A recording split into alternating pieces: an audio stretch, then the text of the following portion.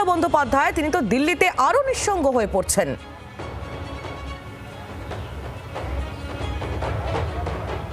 দেখো, নিঃসঙ্গ হয়ে গিয়েছেন এটাই বলা ভালো হবে, তার কারণ সময়ের অপেক্ষা। রাজ্যসভায় এখন সংখ্যাটা 10-এ দাঁড়িয়েছে, আরও কয়েকজন ইস্তফা দেবেন এবং তারা একে একে ইস্তফা দেবেন, এরকমটাই আমরা জানতে পারছি। এবং যে কৌশল মমতা বন্দ্যোপাধ্যায়কে নিঃসঙ্গ করার যে কৌশল বিক্ষুব্ধ গোষ্ঠী নিয়েছে, তাতে কিন্তু বলা যেতে পারে এরকমই, ওই অল্প অল্প করে খোঁচা দেওয়া, প্রত্যেক দিন একজন করে সাংসদ ইস্তফা দেওয়া।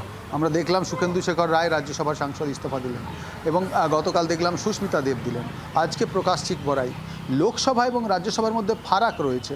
লোকসভার সাংসদরা বিক্ষুব্ধ গোষ্ঠী হয়ে তারা আলাদা গোষ্ঠী করে চিঠি দিয়ে, স্পিকারকে চিঠি দিয়ে তারা একটি ব্লক বানাচ্ছেন, যে ব্লক এনডিএকে সমর্থন করবেন, এই বিষয়টা রয়েছে।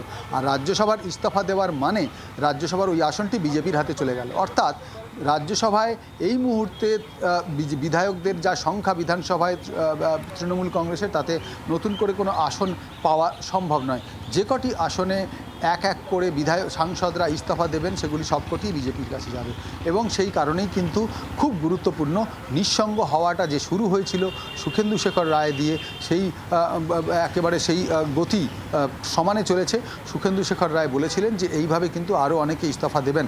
আমাদের কাছে খবর রয়েছে কোয়েল মল্লিক তিনি ইস্তফা ইতিমধ্যেই ইমেল মারফত রাজ্যসভার চেয়ারম্যানের কাছে পাঠিয়েছেন, কিন্তু নিয়ম অনুযায়ী সশরীরে হাজির হয়ে ইস্তফা দিতে হয়, তাই শুধু সময়ের অপেক্ষা। কোয়েল মল্লিকের পরবর্তীতে রয়েছেন, আর তারপরে কে আসেন সেটিও দেখার। একেবারে রাজীব, তুমি আমাদের একটু সঙ্গে থাকো। যে খবর পাওয়া যাচ্ছে এই মুহূর্তে, আরো একটি বড় খবর আপনাদের দিই। তৃণমূল থেকে পদত্যাগ করার পর বিজেপির সাংসদ নিশিকান্ত দুবের বাসভবনে যান প্রকাশ চিক বড়াইক। এই মুহূর্তের আরো একটি বড় খবর আপনাদের জানাচ্ছি। তৃণমূল থেকে পদত্যাগ করার পর বিজেপির সাংসদ নিশিকান্ত দুবের বাসভবনে যান প্রকাশ চিক বড়াইক। গতকাল আমরা দেখেছিলাম সুস্মিতা দেব তিনি পৌঁছে গিয়েছিলেন হিমন্ত বিশ্ব শর্মার বাসভবনে একেবারে পদত্যাগ করার পর, আর প্রকাশ চিক বড়াইক তিনি গেলেন নিশিকান্ত দুবের কাছে। কেন?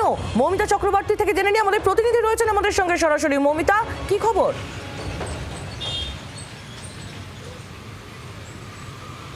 সকালে ইস্তফা এবং ইস্তফা দেওয়ার কয়েক মিনিটের মধ্যেই নিশিকান্ত দুবে বিজেপি সাংসদ তার বাড়িতে পৌঁছে যান। তার সঙ্গে দীর্ঘ আধ ঘন্টার ওপর বৈঠক হয়েছে প্রকাশ চিক বড়াইকের। নিশিকান্ত দুবের সঙ্গে তার বৈঠকের পর তিনি বেরিয়ে এসে যেটা বলেন প্রত্যাশিতভাবেই, যে গণতন্ত্রের ওপর আস্থা রাখতেই, এবং মানুষ এটা তার ম্যান্ডেটে প্রমাণ করেছেন যে গণতন্ত্রের সঙ্গে তৃণমূল কংগ্রেসের কোনো যোগাযোগ নেই, আর মানুষের সেই আস্থা মানুষের সেই রায় তিনি মাথা পেতে নিয়েছেন। সেই কারণেই তিনি তৃণমূল কংগ্রেস থেকে পদত্যাগ করেছেন। এই মুহূর্তে সকাল থেকে আমরা যেটা জানাচ্ছি যে সংখ্যার যে স্নায়ুযুদ্ধ দিল্লিতে শুরু হয়েছে, এবং যেমনটা আমার সহকর্মী রাজু বলছিলেন যে একটু একটু করে শেষ করা, অর্থাৎ তিলে তিলে খতম করার যে প্রক্রিয়া, যে স্ট্র্যাটেজি, সেই স্ট্র্যাটেজি কিন্তু যত সময় এগোচ্ছে, একজনের পর একজন যেভাবে ইস্তফা দিচ্ছেন বা বিরোধী ব্লকে নাম লেখাচ্ছেন, তার উপর এটা নিঃসন্দেহে বলা যায় যে তৃণমূল কংগ্রেস নেত্রী মমতা বন্দ্যোপাধ্যায় এবং অবশ্যই অভিষেক বন্দ্যোপাধ্যায়ের ওপর চাপ বাড়ানোর যে কৌশল, সেই কৌশল কিন্তু ক্রমবর্ধমান। একেবারে মমিতা, সে ছবি আমরা দেখতে পাচ্ছি। তুমি একটু আমাদের সঙ্গে থাকো। রাজীব আমাদের প্রতিনিধি আমাদের সঙ্গে রয়েছেন। আর রাজ্যসভায় তৃণমূলের ঠিক কি পরিস্থিতি সেটা আপনাদের সামনে আমরা তুলে ধরলাম। 13 জন ছিলেন, হলেন 10 জন, ভাঙন এখনো অব্যাহত। আর এই যে লোকসভার হিসেবটা আপনাদের জানাই, লোকসভায় আরো খারাপ অবস্থা। লোকসভার হিসেব আপনাদের সামনে তুলে ধরছি। রাজ্যসভার হিসেব আপনারা দেখতে পাচ্ছেন যে 13 জন ছিলেন, সেটা 10 জন হলেন। এবার লোকসভার হিসেব আপনাদের সামনে আমরা তুলে ধরবো।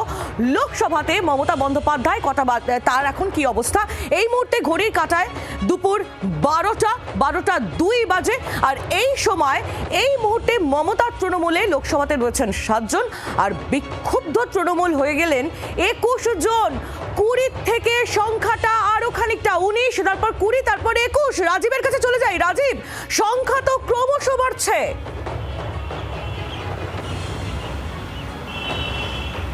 একেবারেই দেখো, সংখ্যাটা বাড়ছে এবং তৃণমূল কংগ্রেসের সংখ্যা কমছে, বিক্ষুব্ধদের সংখ্যা বাড়ছে। আর এই সংখ্যা বাড়ানোর খেলা যিনি খেলছেন তার নাম কাকলি ঘোষ দস্তিদার, এবং এখানে তোমাকে স্বাভাবিকভাবেই দৃশ্যতই দেখা যাচ্ছে বিজেপি নেতারা কিন্তু যোগাযোগ রাখছেন। তার কারণ একেবারেই ভূপেন্দ্র যাদবের বাড়িতে বৈঠক, পরপর দুদিন বৈঠক, সেই দুটি বৈঠকেই মুখ্যমন্ত্রী শুভেন্দু অধিকারীর উপস্থিতি, অর্থাৎ পেছনে বিজেপি রয়েছে, এনডিএ শিবিরে এই বিক্ষুব্ধরা যোগ দিতে চলেছেন। আর তারপর যাদের সঙ্গে টেলিফোনে কথা হচ্ছে তারা আসছেন তাদের সময় মতো, তাদের একেবারে তারা স্পিকটি নট থাকছেন, কোনো কথা বলছেন না। যখন গিয়ে তারা সই করছেন তারপরে গিয়ে তারা আবারও একেবারে নিজেদেরকে বলা যেতে পারে কার্যত আত্মগোপন করে থাকছেন। তার কারণ এখানে যে বিষয়টি উঠে আসছে যে তৃণমূল কংগ্রেসকে ভেঙে বিক্ষুব্ধ গোষ্ঠী বানিয়ে একনাথ শিন্ডে মডেল চালু করতে পারলে মোদী সরকারের যে বিলগুলি আটকে রয়েছে, বিশেষত ডিলিমিটেশন বিল সহ গুরুত্বপূর্ণ বিলগুলি, মহিলা বিল সহ একাধিক যে সমস্ত বিল আটকে রয়েছে তা কিন্তু পাশ করানো সহজ হবে। আর এই লক্ষ্যেই তৃণমূল কংগ্রেসের সাংসদদের সঙ্গে যোগাযোগ করার কাজ চলেছে। আর সেই কাজে একের পর এক সাফল্যও দেখা যাচ্ছে, অন্তত যারা যোগাযোগ রাখছেন। যদি তুমি দেখো যে মমতা বন্দ্যোপাধ্যায়ের পাশে রয়েছি সব থেকে বেশি বলার যে সাংসদ সায়নী ঘোষ, বারবার এই নামটি উঠে আসছে এই কারণে, এর থেকে বিশ্বাস্ত, সায়নীর থেকে বিশ্বস্ত মমতা অভিষেকের জন্য আর কেউ ছিলেন না। তিনি চলে গিয়েছেন, গতকাল রাতেই তিনি সই করে দিয়েছেন। এখন অপেক্ষা, যে কোনো মুহূর্তে লোকসভা স্পিকারের কাছে চিঠি জমা পড়বে।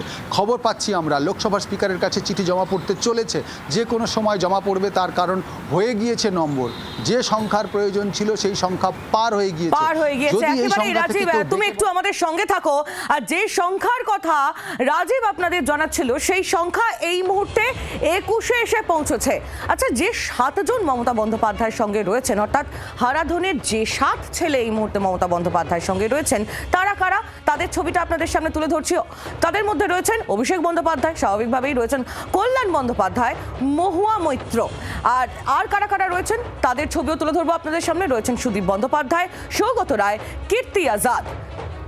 অভিষেক বন্দ্যোপাধ্যায়, কল্যাণ বন্দ্যোপাধ্যায়, মহুয়া মৈত্র, সুদীপ বন্দ্যোপাধ্যায়, সৌগত রায়, কীর্তি আজাদ এবং শত্রুঘ্ন সিনহা।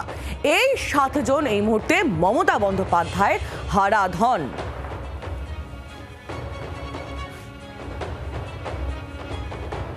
সুখেন্দু শেখর রায়, সুস্মিতা দেবের পর আরও এক তৃণমূল সাংসদ, তিনি ইস্তফা দিয়েছেন। প্রকাশচিক বড়াই ইস্তফা দেওয়ার পর কি বললেন প্রকাশচিক বড়াই, আসুন শুনে নিই।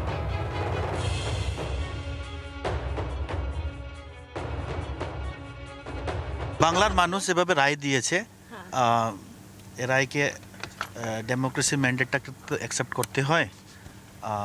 তার জন্য আমিও নিজের পদ থেকে ইস্তফা দিলাম। আপনি কি দলের থেকেও কি পদত্যাগ করলেন, দলের পদ থেকেও? হ্যাঁ, দলের পদ থেকেও।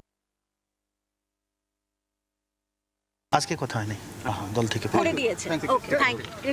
এমনিতে আমাদের কমিটি ডিসলভ হয়ে গেছিল, আজকে কথা হয়নি, দল থেকে করে দিয়েছেন। ওকে, থ্যাংক ইউ। এমনিতে আমাদের কমিটি ডিসলভ হয়ে গেছিল।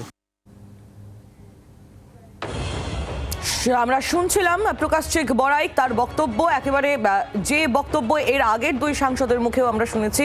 গণতন্ত্রের যে রায়, সেই রায়কে মাথা পেতে নিয়েই তিনি সাংসদ পদ থেকে ইস্তফা দিলেন এবং তার পাশাপাশি দলও ছাড়লেন তিনি। আর দিল্লিতে তিনি আরও নিঃস্ব, আরও একা করে দিলেন মমতা বন্দ্যোপাধ্যায়কে। আমরা কথা বলেছিলাম কেন্দ্রীয় প্রতিমন্ত্রী সুকান্ত মজুমদারের সঙ্গে, একের পর এক তৃণমূল সাংসদ যারা মমতা বন্দ্যোপাধ্যায়ের হাত ছাড়ছেন। এই প্রসঙ্গে শোনাবো তার বক্তব্য।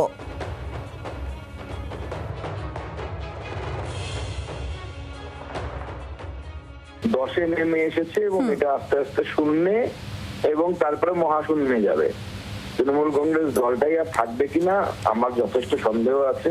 প্রাক্তন মুখ্যমন্ত্রী মমতা বন্দ্যোপাধ্যায় অর্থাৎ তাদের দিদির জন্য প্রাণপাত করবে বলে যারা সামনের দিকে এগিয়ে আসছেন তারাই এখন সবার আগে দিদিকে ফেলে পালিয়ে যাচ্ছেন।